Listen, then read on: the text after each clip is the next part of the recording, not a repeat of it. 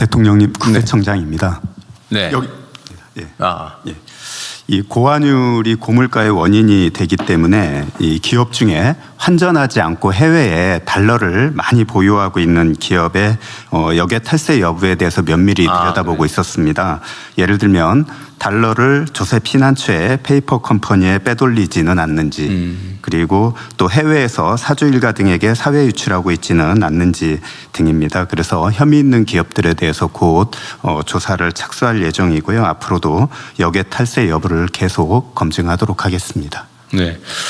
이 환율이 높아지면 수입 물가 부담이 커지고 결국은 우리 서민 물가에 악영향을 미치는데, 이게 환율이 사실 지금 현재 상태로는 과거 관념에 의하면 좀 이상하다는 거죠. 뭐 1,500원, 뭐 1,560원 이렇게 가는 게.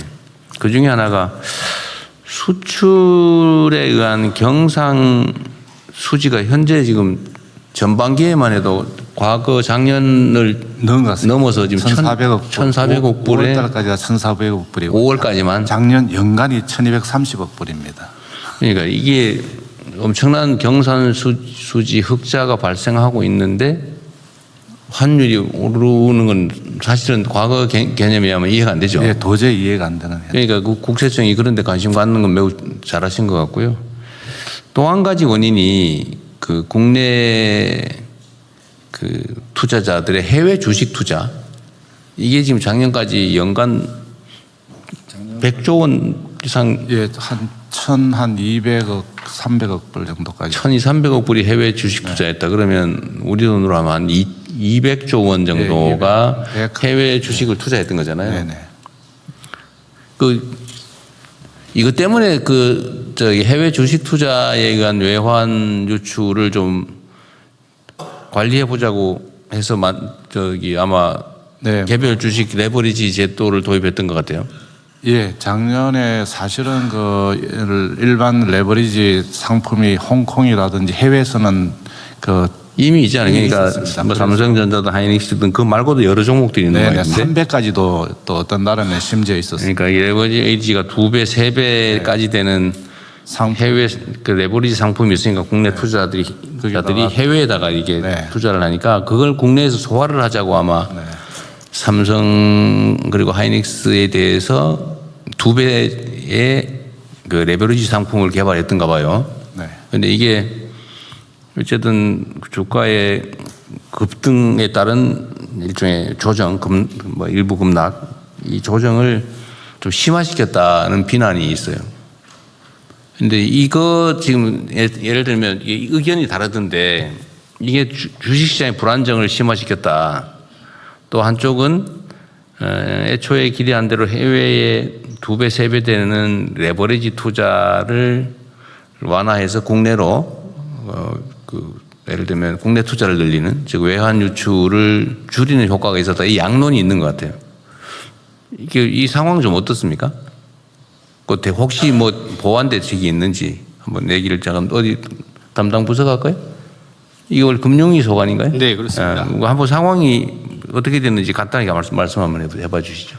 네, 그 말씀 주신 대로 이 취지가 뭐냐면 해외에서는 그때 됐고 해외에서는 2배, 3배까지 뭐. 네, 우리나라 상품인데 우리나라 상품을 갖고 레버리지 상품이 있었고, 그리고 또 국내 투자자들이 해외 나가서 하고 있었고, 그러니까 해외에서 되는 걸 국내에서 막는 이 제도를 오히려 국내 제도권 틀로 들어와서 투명하게, 투자자 보호를 그쪽 가면 더 약하거든요. 그래서 투자자 보호 같은 경우는 예탁금이라든지 교육이라든지 더 강화돼서 보호하는 게 맞고, 상품도 투자자 선택권 다양화하는 측면도 있고, 그래서 오히려 자본시장 선진화라든지 이런 측면에서 이런 것들이 필요하다, 이런 측면에서 했는데, 문제는 이게 어쨌든 국내 투자자들의 불만의 한 원인이 됐던 건 사실인 것 같아요. 그러니까 이게 이제 상승 국면에서는 오히려 상승을 심화시키고 격화시키고, 하락 국면에서는 하락을 좀 심화시키잖아요.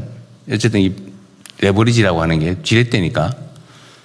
근데 이게 이제 아까 얘기한 대로 이 불안정을 강화하는 건 분명한데, 이게 외환 시장하고 연동이 돼 있었던 것 같다 이 말이 아까 내가 얘기한 대로. 근데 그 효과는 어땠는지, 어쨌든 시장에서 이거 문제다라는 지적이 있잖아요. 네. 그럼 그에 대한 보완책은 뭔지. 네. 아니면 원래 뭘 잘못한 건지 한번 그 얘기 간단하게 한번 들어보고 싶어요.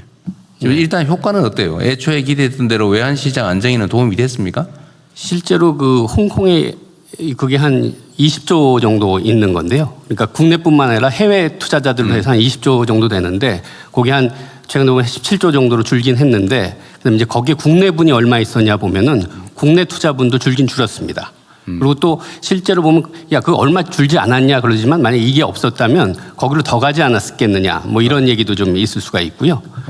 환율 안정에는 도움이 됐다고 본다. 그러니까 이제 그 나갔던 부분을 그러니까. 예, 들어오는 부분이 있었고요. 그다음에 이제 국내 주식시장의 불안정이라고 하는 불안정 심화라고 하는 마이너스 효과도 있잖아요.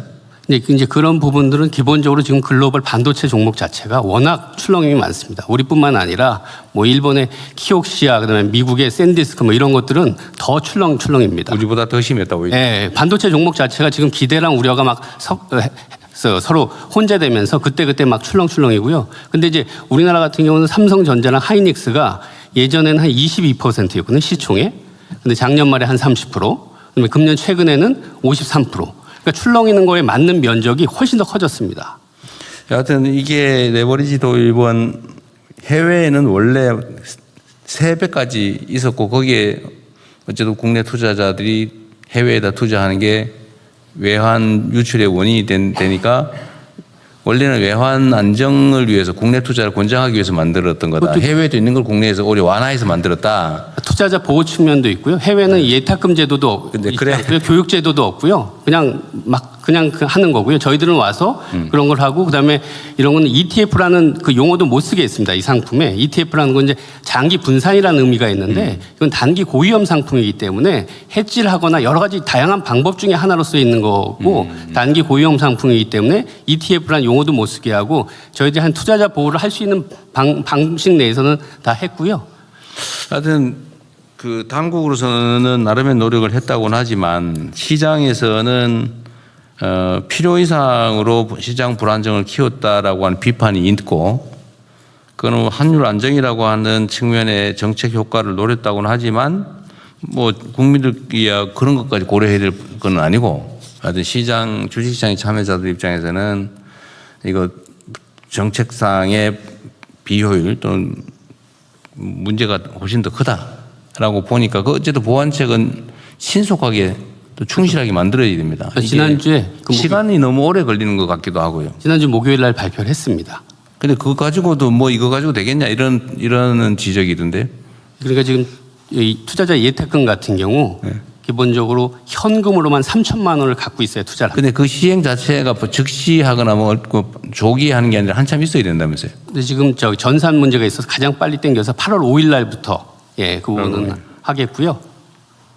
그러니까 어쨌든 그런 것도 미리 예상했어야 된다고 하는 게 이제 시장 참여자들의 요구인데 물론 정책 당국 입장에서야 그 완벽하게 하는 게 어렵긴 했지만 어쨌든 신속하게 또 필요한 대응 조치는 좀 과감하게 하도록 하십시오. 네, 시장 영향 계속 살펴보면서요. 필요한 경우에는 추가 대책도 거기 하필이면 급상승 국면에서 조정되는 요 꼭대기에서 도입되는 바람에 마치 이것 때문에 문제가 심각한 것처럼 착시를 일으킨 측면도 있어 보여요. 네, 5월 27일 날 도입이 됐는데요. 실제로 고점은 6월 22일 날 다 반도체들이 고점이 나온 거거든요. 그 6월 22일부터 지금 많이 빠지기 시작했습니다.